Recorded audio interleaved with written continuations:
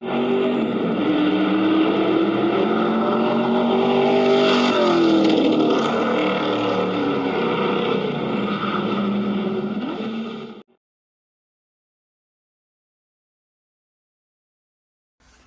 afternoon, YouTube modeling community. Robert Bishop from RB Model Works coming at you from Moscow, Idaho. Today, just going to do a little update on my 1/12 scale Grumpy Jenkins Camaro. My slicks decals. Got some more painting done. Did a lot of base coating on a lot of my parts that were requiring some type of silver or chrome coat from Alclad, Mr. Hobby, Tamiya, MCW Finishes. I used SMS Chrome. Used a little bit of all kinds of metals. Anyway, when I didn't really talk about it, but last week or so, I knocked this over on my bench, and here's the kind of weird shocks that go on this car, but they go on the outside of the frame rail, and since I'm putting big slicks on it, I couldn't do that. Printed me off some shocks that are way too big, but what I'm going to do is, this is just an aluminum tube. I'm going to secure that here and put mounting brackets on it right there. And then I'm going to drill and make some mounting brackets right here on the leaf springs as well. And then that'll solve that problem. And then I'll bring them inboard. Put them in here. You can see that these shocks are way too big. So I'll have to reprint those, print a little bit smaller ones. I did cut off the rear diff cover on this to put the Moss bolted cover on it. These shackle hangers I've got drilled out. I'll show you here in a sec what I'm going to do with those. I'm still tossing up what I'm going to do about these lines going on the chassis, if I'm just going to leave them, or because basically, you know, if you try to use a marker on there, it's so close to the frame rails that it's just going to get messy. So I'm not sure what I'm going to do on that yet. But I did get like all the front suspension pieces painted. This is Alclad iron, or no, Mr. Hobby iron. You can see here, this is one of the A-arms, the control arms that were in the pool of glue. Then the cross member, painted aluminum. We'll go right there. I did get the bell housing and the Doug Nash 5-speed, which this is the wrong one. He ran a Muncie 4-speed, which I have one. It's a 3/4 piece. I'm going to print another one out and put the proper transmission in it. The brake, it didn't come out as gold or brassy as I wanted it. I might paint over that. But then the steering control arm. And again, I've cut the molded in nuts off of there to redo those. And the carburetors, these are painted MCW carburetor green gold. I like it because it has that green tinge to it. And then this is all the stuff I got base coated and painted. The heads, and this is airframe aluminum. Outclad 2. I did have to cut off all the drivetrain on these because the valve covers hit on them. And they're pretty thick, so I am printing another engine. It has no, like this one, I had to cut off all the bottom end as well because the oil pan was hitting on the stuff. So I did have to sand that off, but the engine is painted dark iron by Outclad 2. And then the heads are going to be aluminum. These come with spark plug boots on them, but I decided to lop those off, and I'll just do my own spark plug boots. And then the wind tunnel ram. Nothing, I just love tunnel rams. I mean, you can get more power obviously out of a blower, but I've just always liked the tunnel rams. Then I found these fuel blocks on Grumpy's car, which I'm going to emulate. There is it's like a plywood frame around the carburetors with the foam seal that will seal it up to the hood. I'm going to reconstruct that. And then there's also a fuel block that sits up on top of that. And this looks like it might be a little bit large. I don't know. We'll see once I get the wooden piece on there. But yeah, this is going to be nice. I'm happy with the way it's going. I did just notice today, reading Grumpy Jenkins' book, that this water inlet is headed the wrong way. It's supposed to go to the driver's side. So I do have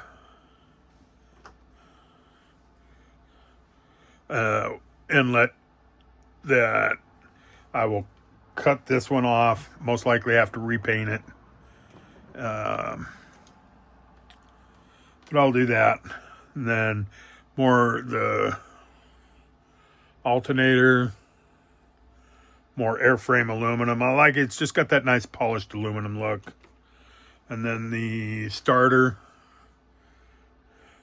And see, the starter actually has, I don't know if you can actually see it, but it has a Bendix gear in it, which is pretty cool. But anyway, what I was saying was I'm actually printing off another block, heads, a crankshaft, a separate crankshaft, end caps, main bearing caps, a cam, separate pistons, and I'm going to actually do a small little mini diorama out of this, and I've got a tool cart that I'm also going to put on the side of the car where I can have, I'm actually printing spark plugs as well. So those I'm going to build just a little wooden stand for the spark plug, where they turn them upside down so they can go with the magnifying glass and look down. If you've ever watched NASCAR back in the day, in the 80s especially, you'll see Jack Roush in the shop with a magnifying glass looking at every one of those spark plugs. He was a master tuner, and he could tell you exactly what was going on with those cylinders. This one I used aircraft exhaust on the headers. Has a deep rusty copper undertone, which is nice. These are a little glossy. I'm going to use some clear purple. I think, yep. Actually, I'm going to use some hot metal violet and transparent yellow and hot metal sepia, I do believe it is. Yep, hot metal sepia, hot metal violet, and hot metal blue. And you won't be able to see a whole lot, but you will be able to tell just different color variations on it.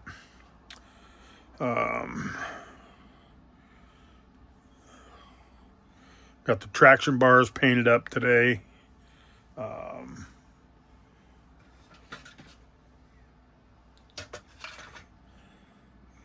These will go right on top of the axle. And you can see it has no bolt details on there. But I will show you in a second what I'm going to do about that. As I have printed off a bunch of bolts. Whoops, I'm already knocking them off there.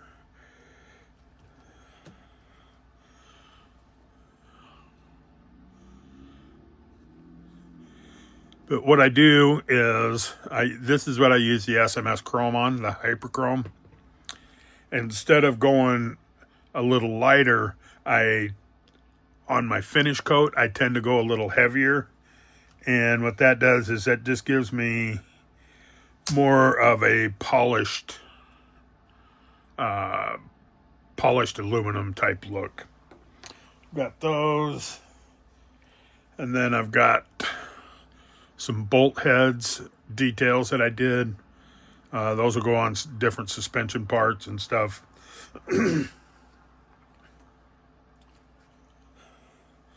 Then I also got some castle nuts printed off.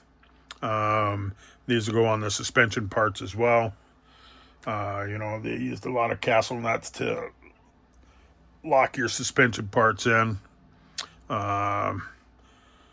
Hood pins, end links. Let's see, those 3 different sizes on there.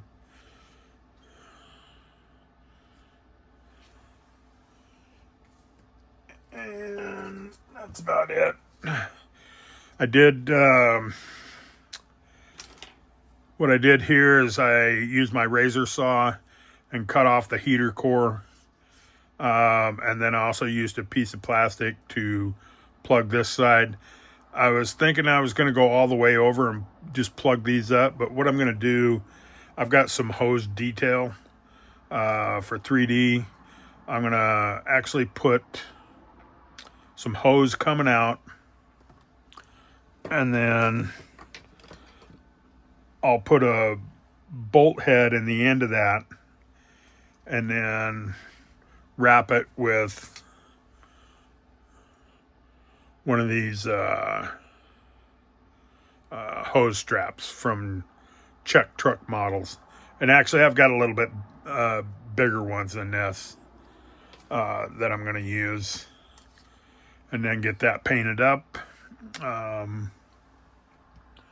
really haven't done anything with the body yet. That's always my secondary part.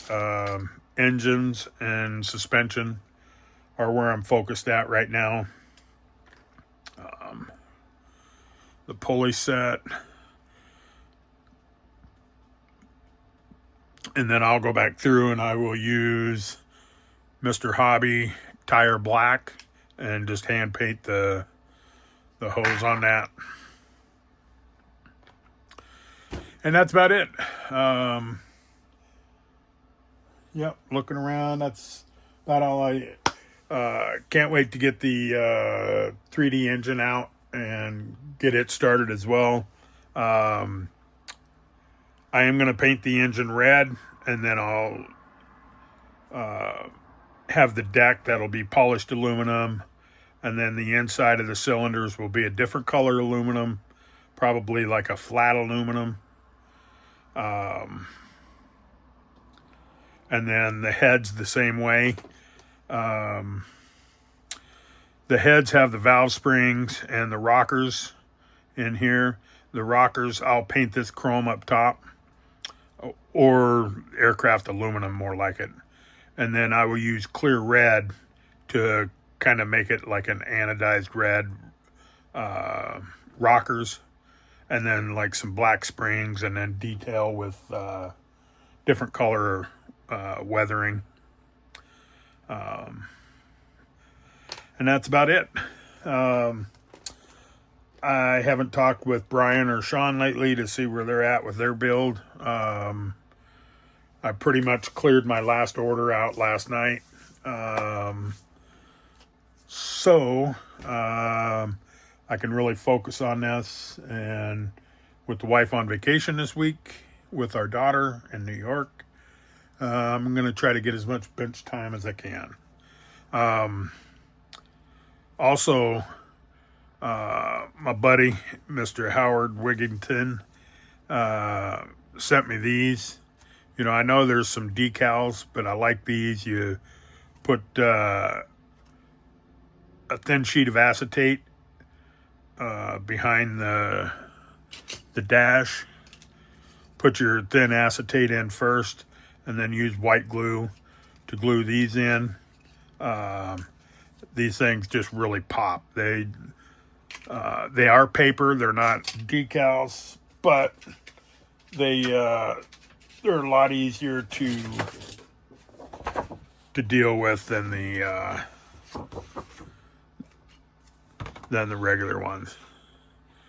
And you can see I'm using the black ones for this car, and then my next one that I do, either a sleeper or a street racer car, I'm going to use the white set on.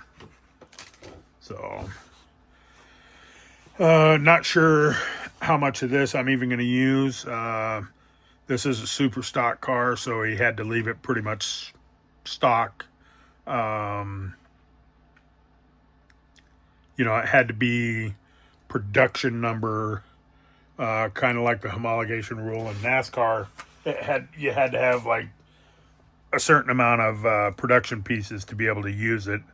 And an interesting fact I was reading today was that Grumpy Jenkins favored the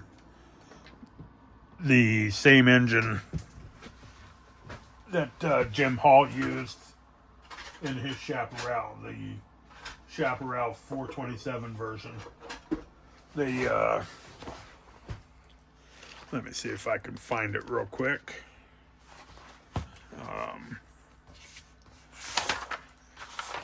But yeah, I thought that was really interesting that they actually made him sit out one race while he verified. And back then they didn't have internet, so he had to... says, contrary to popular belief, Bill never ran a ZL1 in competition, preferred instead to use the Chaparral and later Can-Am 427 block. His competition actually protested one of the races he was in because he was kicking everybody's butts, and he had to have one of his guys on his team go around to all the dealers to get certified letters stating that, yes, they had a certain amount and they actually were selling them to the public.